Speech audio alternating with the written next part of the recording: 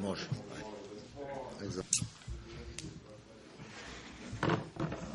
Dobro sutra na Omladinskom stadionu na Karaburmi, sutrašnje utakmice. Pa ništa, sigurno da nam dolazi sada teži protivnici kroz ovih 5 preostalih kola koje imamo do kraja prvenstva.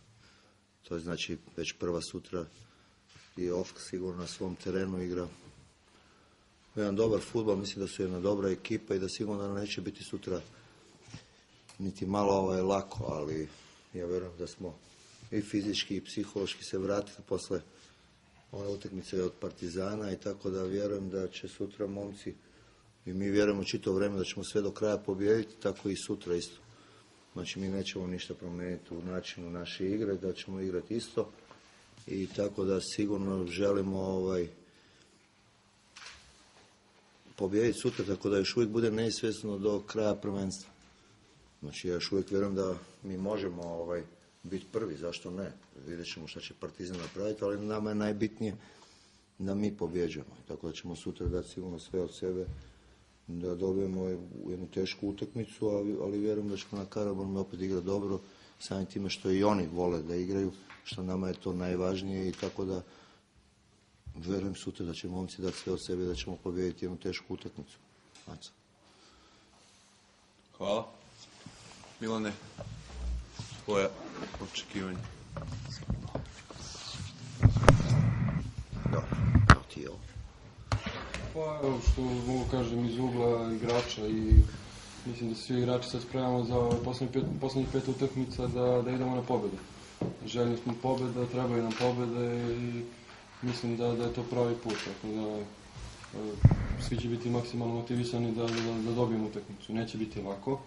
Poznajem dobro rad trenera Đurđevića koji i ovo proleće beleži dobre rezultate sa OFK Beogradom, tako da bit će jedna sigurno kvalitetna utakmica i nadam se da će biti dosta publika, to je putem i poziv.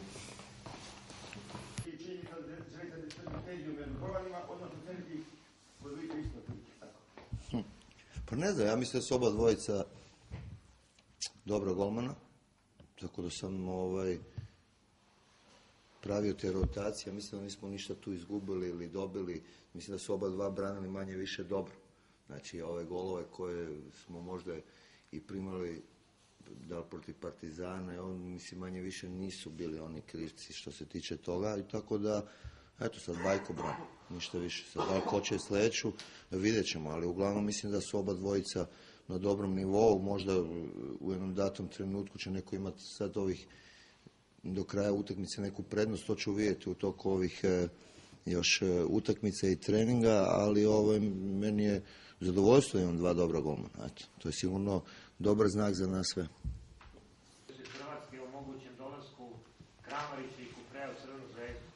Pa čisto vaše mišljenje o tome, da li je to aktuelno, da li može da se realizuje, šta mislite o ta dva igrača?